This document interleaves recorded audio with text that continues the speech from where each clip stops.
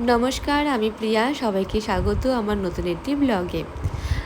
আজকে দিনটি ছিল বৃহস্পতিবার 15ই আগস্ট, আর আমি আর সবিক বেরিয়ে পড়েছি আমার বড় পিসির বাড়ির উদ্দেশ্যে।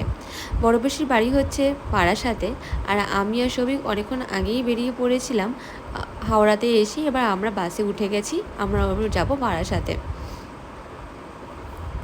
বাসে উঠতে না উঠতেই আমার একটুখানি হালকা হালকা খিদে পেয়েছিল, তাই একটুখানি পাঁপড় কিনে নিলাম। আর পাঁপড় খেতে খেতেও দেখছি যে বেশ 1 ঘন্টা টাইম লাগলো। আমরা এবার বারাসাতের মুখে ঢুকেও পড়েছি। এই যে এটা হচ্ছে বারাসাত, অলমোস্ট পৌঁছিয়ে গেছি। এবার আমরা কিছুক্ষণ পর নামবো বারাসাতে, মানে দক্ষিণ পাড়াতে। আর এই দক্ষিণ পাড়াতে এই মিষ্টান্ন দোকানটা বেশ ফেমাস। নামটা ঠিক আমার মনে পড়ছে না, নামটা এখানে তোলাও হয়নি, তার জন্য নেওয়া হয়নি। পিসির বাড়ির গলির মুখে ঢুকে গেছি, আর ঢুকতে ঢুকতে দেখছি যে একটা অনুষ্ঠান বাড়ি চলছে এখানে। ওই যে দুটো সাদা বাড়িটা দেখতে পাচ্ছেন, ওটি আমার পিসির বাড়ি। দাঁড়ান আপনাদেরকে একটু কাছ থেকে দেখাই। এই যে এই বাড়িটি সব থেকে আমাদের প্রিয় বাড়ি ছোটোবেলা থেকে, কারণ এখানে যত রকমের হাসাহাসি আড্ডা মারা সব রকম ইয়ার্কি এই বাড়িতেই হতো। এই বাড়িটা একটা আলাদাই ভালোবাসার জায়গাতে আমাদের। আর এই যে দূরে আছে বই নিয়ে, ওটি হচ্ছে আমার পিসি, বড়ই আদরে আমাদের বড় পিসি। আর এই যে আমার দাদা, কালকে আমরা সবাই মিলে ঘুরতে যাব দীঘাতে। আর এই যে উনো গেমটা দেখতে পাচ্ছেন তো, এটি আমাদের সব থেকে একটা প্রিয় গেম, যেটা বাড়িতে বসে সবাই মিলে খেলি। এখানে আমার বৌদি নেই, কারণ সেই বৌদি আমরা খাবো বলে সে খাওয়ার আয়োজন করছে। আর বৌদি একা কেন কষ্ট করবে, তাই দাদা চলে এসছে বৌদির একটু হেল্প করতে। সঙ্গে সঙ্গে আমরাও পিছু টান মেরেছি, যে আমরাও চলে এসেছি, দেখি যে দাদা কী করে বৌদির হেল্প করছে। আর এই যে রাতে ডিনার করার পর আমরা এবার শুয়ে পড়বো, কারণ কালকে আমাদের ভোর ভোর ঘুম থেকে উঠতে হবে। ভোর আমাদের 5:30টায় বাস। আর এখানে দাদা আমাকে একটু বকেছে বলে আমার বড় আমাকে একটু সান্ত্বনা দিয়ে দিচ্ছে, যে না না কিছু হয়নি, আমি আছি তো।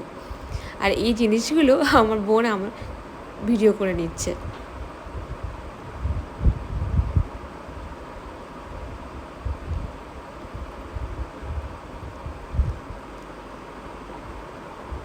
এই বড় পিসির বাড়িটাই হচ্ছে সব থেকে মজার বাড়ি, মানে আড্ডা বাড়ি। এখানে আসলেই মনটা ভালো হয়ে যায়, তাই সবাই মিলে এখানে হাসাহাসি গল্প ইয়ার্কি এগুলো চলতেই আছে। আর এই যে ভোরবেলায় আমরা ঘুম থেকে উঠে 2 বোন রেডি হয়ে পড়েছি বেরানোর উদ্দেশ্যে। সবার লাগেজ রেডি মোটামুটিভাবে। আমরা অনেকক্ষণ আগেই পৌঁছিয়ে গেছিলাম, কিন্তু বাসে দেখা নেই। বাস প্রায় 15-20 মিনিট পর আসলো। বাসে উঠেই দেখলাম যে বেশ ভালো, মানে এটা আমার ফার্স্ট অভিজ্ঞতা দীঘাতে বাসে করে যাওয়া।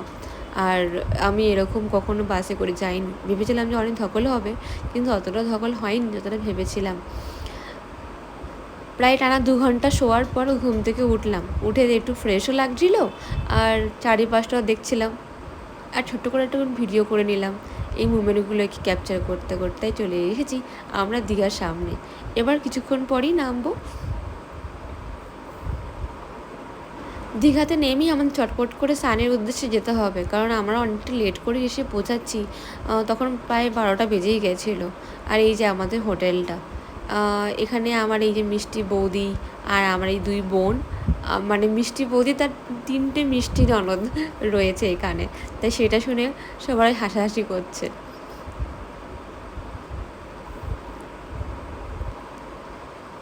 আর ওই যে সৌভিক আর দাদা ওখানে একটুখানি রিসেপশনে কাজ করছে। আর বলতে না বলতে আমরা দেরি বেশ করিনি, আমরা সমুদ্রে নেমে পড়েছি। সবাই কিন্তু ফোন নিয়ে আসেনি, দাদাই ফোন নিয়ে এসেছিলো, তো সব কিছু আর ক্লিপসগুলো নেওয়া হয়নি, তো ছোটো ছোটো ক্লিপসগুলো এইভাবেই নেওয়া হয়েছে। দুপুরবেলায় আমরা স্নান টান করে খেয়ে দিয়ে গেম খেলতে বসে গেছি। ওখানে কিন্তু আমার আরেকটি বোন ঘুমিয়েও পড়েছি। সন্ধ্যাবেলায় এবার সবাই রেডি হয়ে বেরিয়ে পড়েছি। আমরা যেখানে ছিলাম সেটা হচ্ছে নিউ দীঘায়। নিউ দীঘাতে যখন এসেছিলাম তখন অনেক ছোটোবেলায় এসেছিলাম বলে আর কিছু মনে নেই। তো এখন দেখছি যে অনেক হোটেল খুলেছে এখানে, প্রচুর জিনিসপত্র বিক্রি হচ্ছে এখানে। আর এই দেখো কত সুন্দর সুন্দর টেডি বিয়ারগুলো বিক্রি হচ্ছে। সবিককে বলছিলাম যে যদি একটা টেডি বিয়ার যদি কিনে দেয়, ও বলছে যা এখানেও পাওয়া যায়, তা আমাদের কলকাতাতেও পাওয়া যায়। তবে এটা কিন্তু সত্যি কথা, এখানে দাম দিয়ে কেনা থেকে কলকাতাতে একটুখানি গড়িয়াহাট বা এসপ্ল্যানেডে গেলেই আমরা সেই জিনিসটা একটুখানি কম দামেই পেয়ে যাব।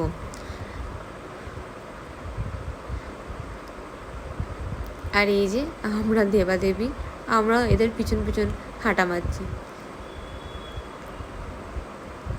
বেশ ভালো লাগছে জানেন তো, অনেক দিন পর আমরা দুজনে মিলে বেরিয়েছি, মানে এটা ট্যুরে এসেছি ঘুরতে, এটি আলাদা মজা। দেখেছেন কত টেডি, আমার এই ছোটো ছোটো মেয়ে টেডিগুলোকে খুব ভালো লাগে। তাই আমি আর নিজের এক্সাইটমেন্টটা ধরে না রাখতে হবে দাম জিজ্ঞাসা করছিলাম যে দামগুলো কত। আর এই যে সমুদ্রের গর্জন, সমুদ্রের ঢেউ একটা আলাদাই শান্তি। যে আসে সেই মনে হারিয়ে যায় এখানে, কারণ আমি তো ভীষণভাবে হারিয়ে যাই এখানটায়। প্রচুর ভিড়ও কিন্তু দেখুন এখানে। আমরা ভাবলাম যে এবার আমরা বোনরা আর বৌদি মিলে একটুখানি গল্প করা যাক, আড্ডা ফাড্ডা মারা যাক। আর এখানে ওরা দুজন মানে সৌভিক আর দাদা মিলে বললো যে ওরা একটুখানি যাবে কোথায়, একটু কিছু কিনতে যাবে। তাই ওরা ভাবলাম যে ঠিক আছে ওরা যাক, আর আমরা এখানে বসে একটুখানি গল্প করিনি। এই যে সবাই মিলে গল্প করছি, আড্ডা দিচ্ছি। এই সময় আমাদের প্রচণ্ড খিদেও পেয়ে গেছিলো, তাই দেখলাম যে সৌভিক আর দাদা এসে বলছে চলো এবার হোটেলে যাওয়া যাক, ওখানে বসে কিছু খাওয়া দাওয়া করবে। আর এই যে আমরা এখন হোটেলের দিকেই ফিরছি রাতের বেলায়। এবার হোটেল থেকেই আমরা নেমেই ভাবছি যে দাদারা কিছু খাওয়া দাওয়ার কিনেছে, ওটা ওখানে গিয়ে আমরা খাওয়া দাওয়া করবো। ব্যাস আর কি, এবার হোটেলে যাব আর এই সন্ধ্যাবেলার টিফিনটা আমরা করবো। তখন প্রায় রাত 8টা বেজে গেছিলো। আর এই যে দাদারা নিয়ে এসেছিলো তন্দুরি। আমি হয়তো একমাত্র যে তন্দুরি খেতে তেমন একটা পছন্দ করি না, কারণ এই পোড়া পোড়া ভাবটা আছে বলে। যাই হোক, আজকে এই ব্লগটি আমি এখানেই শেষ করছি। আপনাদের কেমন লাগলো সেটা আমাকে প্লিজ কমেন্টে জানাবেন। ভালো লাগলে একটি লাইক আর শেয়ার করবেন। আপনারা ভালো থাকবেন, সুস্থ থাকবেন। দেখা হবে নতুন একটি ব্লগে।